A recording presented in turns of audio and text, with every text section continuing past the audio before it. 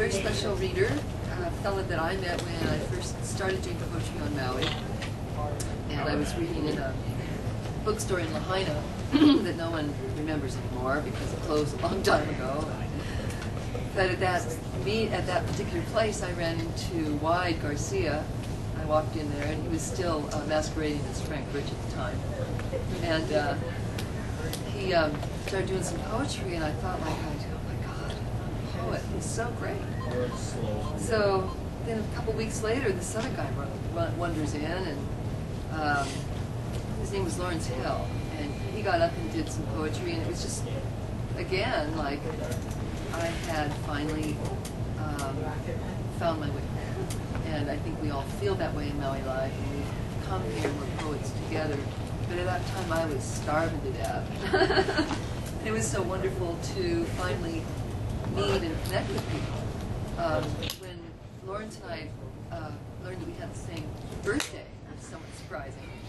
And we've been very close for all these many years. And incidentally, Lawrence and White and I started Maui Live Poets together, and then started the Peace Poem Project. So we've been busy all these many years. I know I take a lot of the forefront on this, frankly, because I have a clean record.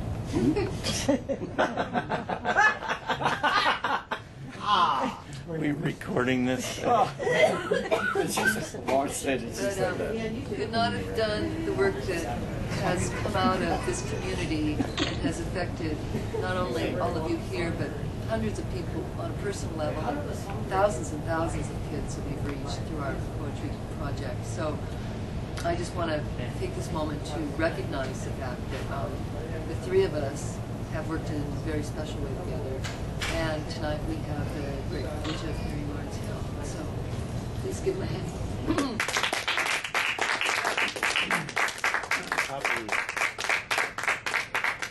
He's out on bail.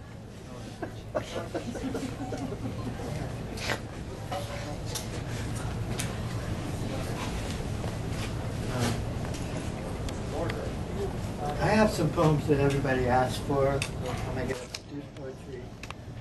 So if you want to hear those, I will put them in. But I recently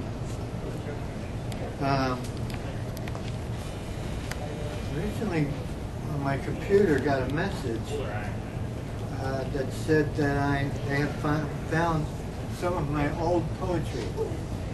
Now when I say old poetry, I'm talking 24, 25 years old. And the one that I like the best, the one I got an award for 25 years ago, it's called Cricketing. Very short, don't blink.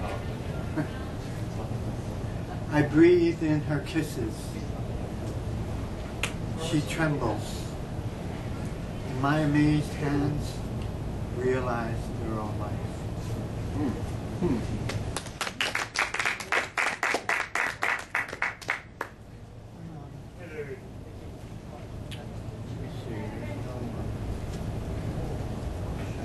It's called Sesame Street Scat. The day was brought to me by the letter M. Me. My life. My molehill made into a mountain. Maybe I'm mad. Maybe it's just macho machination masking my morbid fear, but there's things going on. Mouse intellects, mousy intentions, murphying up my life. More problems, more sleepless, more strange. Mornings, morning. Leaves me morose. Might not be me. Might be this mad bomber society with its mutant mendicants mining the traffic flow, or the Maybelline misses marching their prefab minds up to the magazine ranks. Mademoiselle, please. Ms., please. Minor hips learn to walk. Multiplicative, multiplicative, multiplicative. Babies ready to make babies. More babies. There's more room. There are more houses. There's more landfill. More land. More and more and more. Maybe it's me. My marshmallow. Maybe it's me. Manic or depressive. My marshmallow mind can't tell the difference. Move over, Merlin, magic is lost. We're left with Macarena cows mooing to mood music. Mambo mambas, matching their intent with mystic mumblings. Maybe it's just me. My megalomania, my mega desire, my more opium desire, my more alcohol mood swings, my more sex escapism. Maybe it's my mother. My mother? No, it's just me, my life brought to me by the letter M.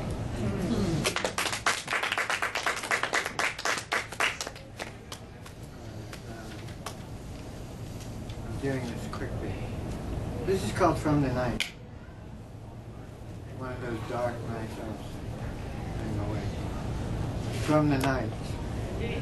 I am the child of childless childhood, formed of your angry fire, desiring only to step beyond the bounds of your obscene morality, beyond the amputated, crippling thought patterns of your stasis.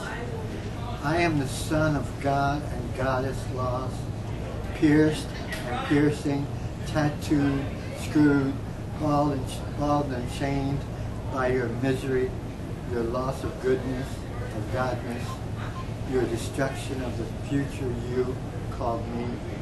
I am only you from the night, a child.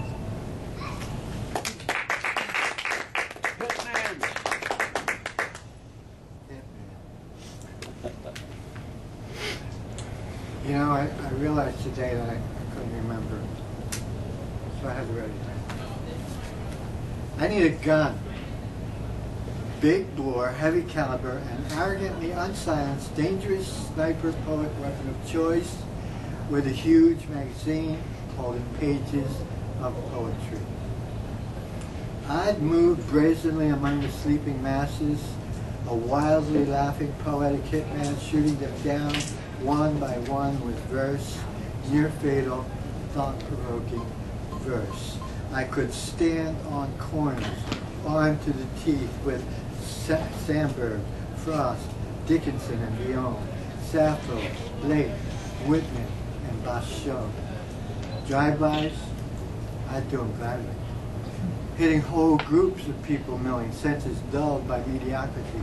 Staccato blast from 59 drop-top Cadillac, shots of jazz poetry, quick, straight to the head. Political hits, my specialty. Slap on my super heavy-duty night vision sniper scope, squeeze the trigger, and bang, a head full of verse. Blam, a tiny, shrunken heart fills with haiku. Yeah. I need a gun. Big bore, heavy caliber, with a huge magazine filled with pages of verse. I'd fill the dying soul and empty heart of America with pure, unadulterated, high velocity, hot lead poetry.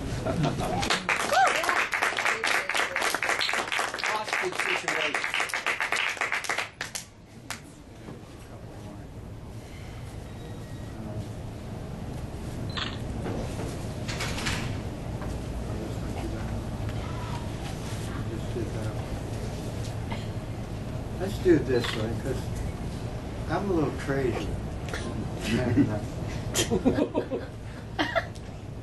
Oh, loud. Very unusual on this one. This is called We Did It. And I believe that we pass on all the problems to our children. Oh, very nice. How can we scream and wail, lament about this dream so skillfully blent, where the theme is angry and violent, where sanity's seam is sorely rent? How can we cry and never face the tragic lie we've made of this place? The living to die, this life of disgrace, the way we vie in this human race. Occupation disease is all we know, drugs to ease the way to go, welfare and health care just seem to grow, lies to please the seeds we sow. The tragic lie this life in disgrace, the way we vie in this human race, where is it now, that dream of childhood, where life seemed honest and good, and the marriage vow was strong and stood for more than just show? Where is that childhood? Lost in the dreams, lost in the past, lost in the screams and the broken glass, lost in the street, lost with cries of children on concrete with vacant eyes, lost in asylums, lost to crack, lost with the stumble bums nodding on smack, lost to the guns, lost to the fear of terrified little ones year after year. How can we scream and wail lament about this dream so skillfully blent? Who can we blame but ourselves? Who can we name but ourselves? We beat the children and made them cry. We broke the children and made them die. We took their hearts, we took their souls. We wrote the parts, we gave them their roles. Humiliation is all they saw. Degradation, brutal and raw. We took the children and made them us. We did it. We did it, America.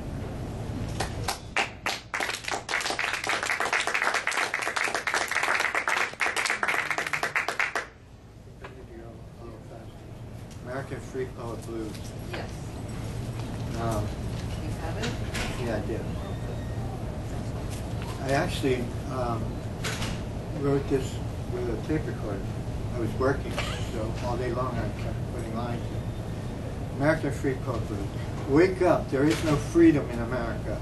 Only constitution prostitution with the organization of inflation by this administration of subliminal criminals who supersede with their greed creed and impede with all speed our need to succeed, then proceed to recede so as not to stampede the TV, RV, UV, IV, boomer, consumer.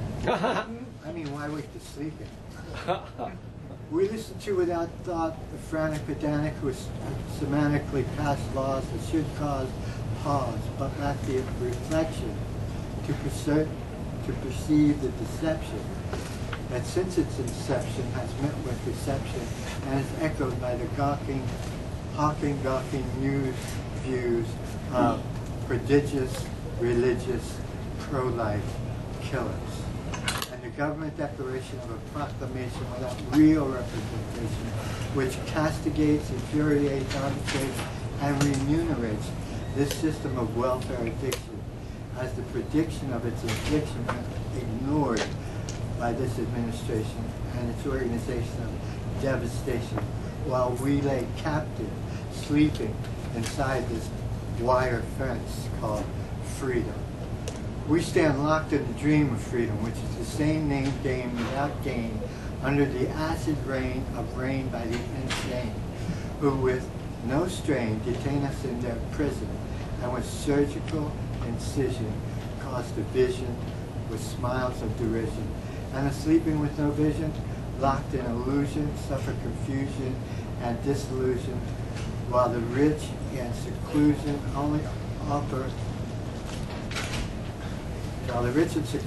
offer only the infusion of diffusion.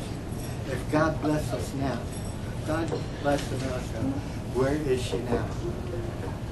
We hear the sobs of those without jobs unleashing mobs of children onto the concrete street, replete with hatred, aching to complete the destruction initiated by those who assemble only to dissemble, while they pretend to ascend yet really intend to descend America into poverty, and describe freedom with rhetoric, yet secretly proscribe it, and ascribe to a diatribe of truth, telling us truth will set us free.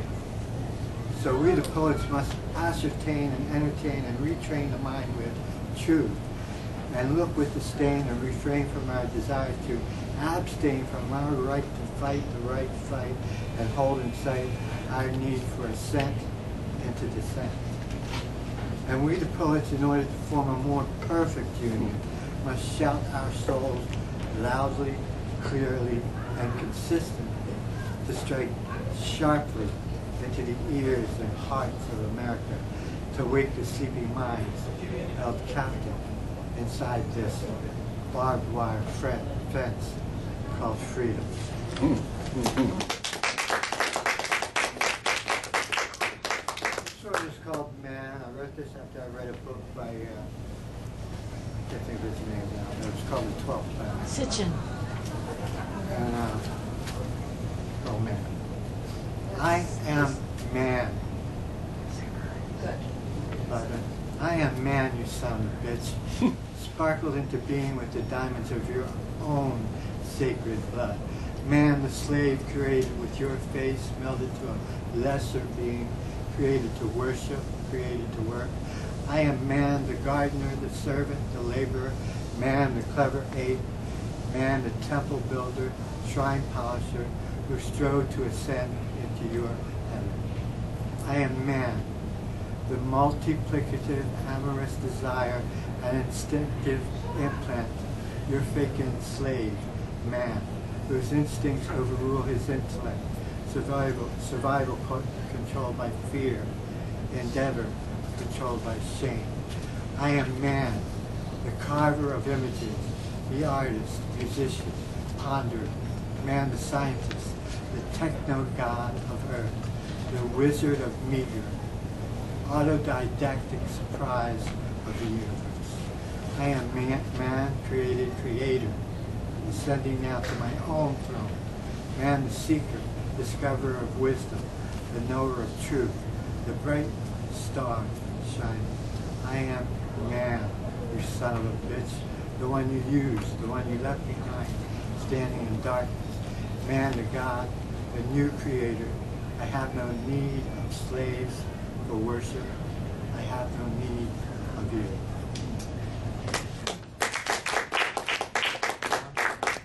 This is called Stuff, and I wrote this while in a relationship, of course. We all read a lot of relationships. Stuff. There's just too much stuff in our bed sometimes. Our bed. There's just too much stuff in our bed. My mother, your father, ex-lovers, unkind words, wives, husbands, the instant before dinner, divorces, separations, too much stuff. Business, daughters and sons, waitresses, surfers, insecurity, things needing repair. Last year's argument, still unfinished. Bills, philosophy, politics, all the unforgiven, unforgotten, and us. You on your side, me on yours. Yeah.